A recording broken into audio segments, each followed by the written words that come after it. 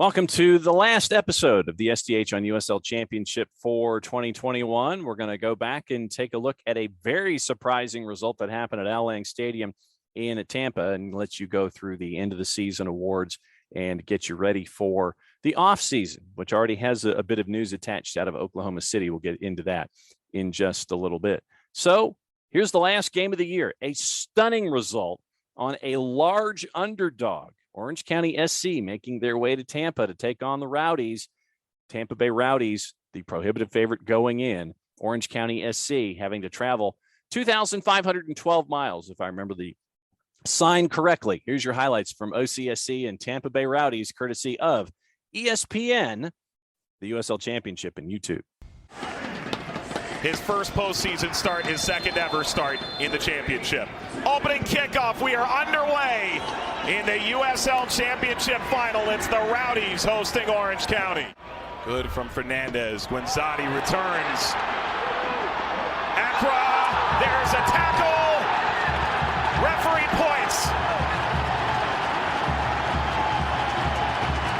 The Rowdies have something to cheer about, a chance to take the lead inside 20 minutes.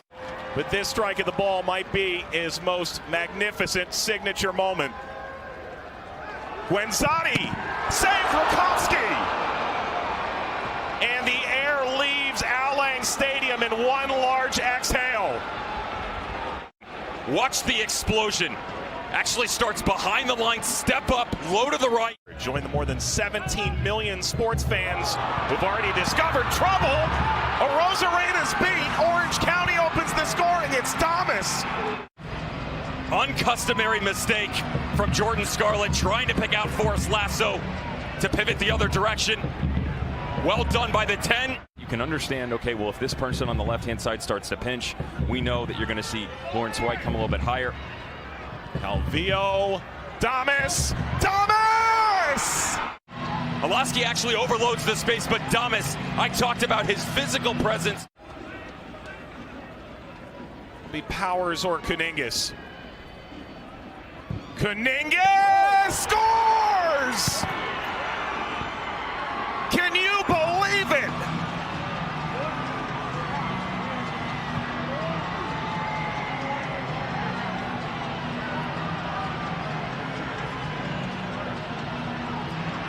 Three in the first half. Can you hit this thing any more pure than Miko Kuningas?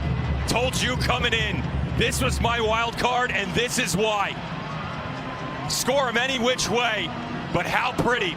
Left foot, enough pace, just enough English to get around the wall, bending, dropping the entire way. Harris has been critical from the wide area.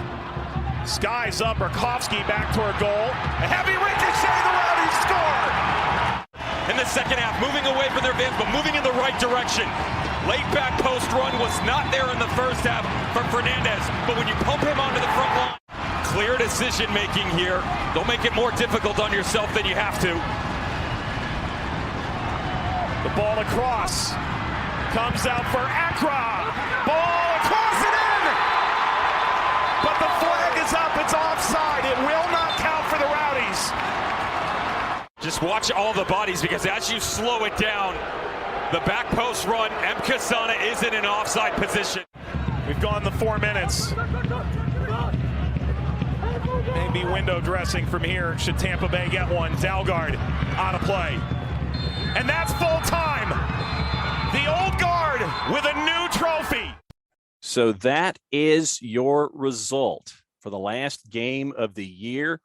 You have the concept of success for Orange County. Tremendous, shocking start by OCSC, and they walk away with their first ever championship with the win in Tampa. Let's hear from some of the principals after the match was over. Here's your post game, once again, courtesy of our friends at ESPN, the USL Championship, and YouTube. I want to say I'm here, Captain Michaels from Orange County. We put in work the whole season. Nobody believed in us, but look, we're here, rising the trophy. Okay, we had to come all the way to Tampa, prove our point. It's only the beginning. Okay, so watch out. Orange County's on the way. In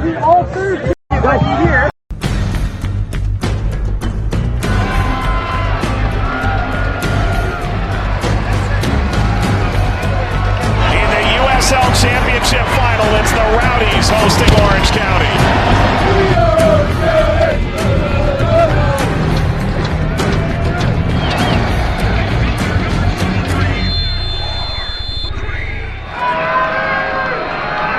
Rexani, save Rakowski.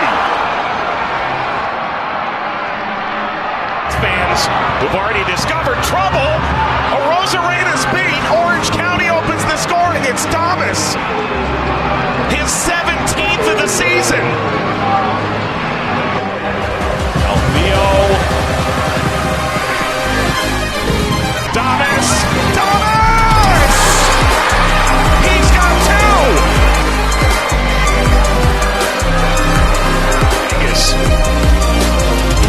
Caniggia scores!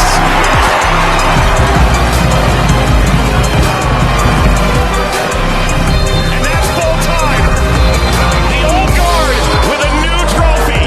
Orange County wins the USL Championship final. Well, I think no one believed that we are going to win the Western Championship. We won it. I think no one believed that we're going to win today. It showed today that it's not about one single good play. It's about the good team performance.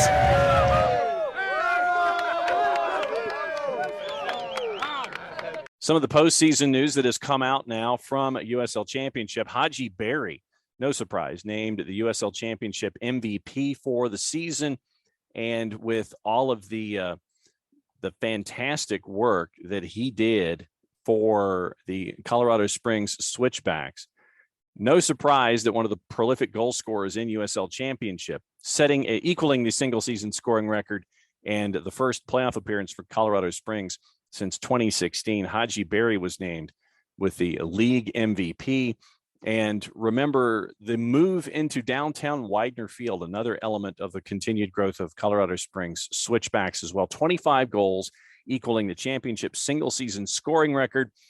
Berry was named MVP.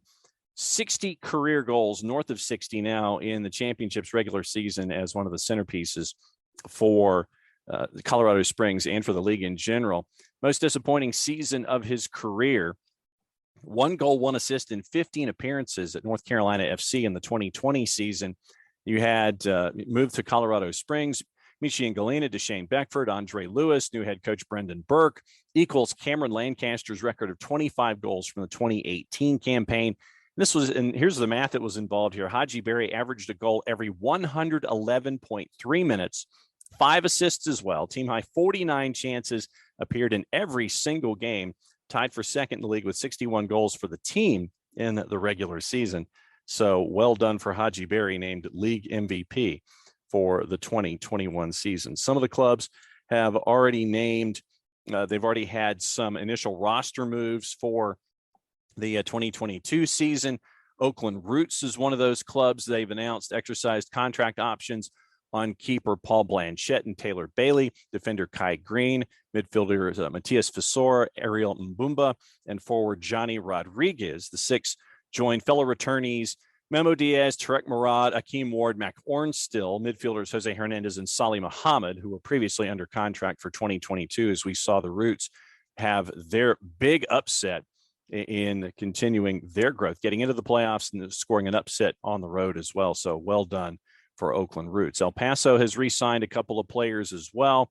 Re-signed defenders Macaulay King and Eder Borelli for the 2022 season. So they're looking to shore things up and continue the continuity that they had at the back. Lou City has announced some of their returners. Club original Niall McCabe is a part of the group, the initial roster group coming in for 2022. Exercised options to retain Oscar and Sean Tosh, along with Niall McCabe and Brian Ownby. And Tosh returns to Lou City after earning his second consecutive USL Championship All-League first-team selection. They join this group with existing deals heading into 2022. Defender Josh Winder, Corbin Bone, JT Kamara, Napo Matsoso, Carlos Miguel Jr., Elijah Winder, and forward Cameron Lancaster. Departing the club, keeper Simone Lefebvre, defenders Pat McMahon, Alexi Suahi, and Akil Watts, forwards Kyle Gregg, Antoine Opano, and Abdou Sham. As was announced, goalkeeper Chris Hubbard, retired defender Jonathan Gomez is going, remember, to Real Sociedad when the transfer window opens in January. So Lou City trying to keep their core together as they head toward 2022. And some really cool news as the U.S. men's national team, they have a camp as they're getting ready for a match against Bosnia and Herzegovina on December 18th. Lou City's Jonathan Gomez, Orange County's Kobe Henry. That's a very cool move there by the U.S. men's national team. They get call-ups from Greg Berhalter as they get ready for the international exhibition. Will Jonathan Gomez take the invitation? That is the big question as he is set to join Real Sociedad. So we'll keep an eye on Jonathan Gomez and Kobe Henry possibly working their way in for the friendly that is going against Bosnia and Herzegovina in 2 weeks' time. The other news out of Oklahoma City, OKC Energy is taking a one-year hiatus from USL Championship play due to stadium renovations at Taft. And OKC Energy announced that they're temporarily suspending soccer operations. And Taft Stadium, which is owned and operated by the Oklahoma City Public School System, is undergoing major renovations that directly overlap with the 2022 season. Energy will continue business operations. The team will resume play in its temporary home at Taft. They have worked a path out to have a new stadium in the coming years as a part of a public partnership.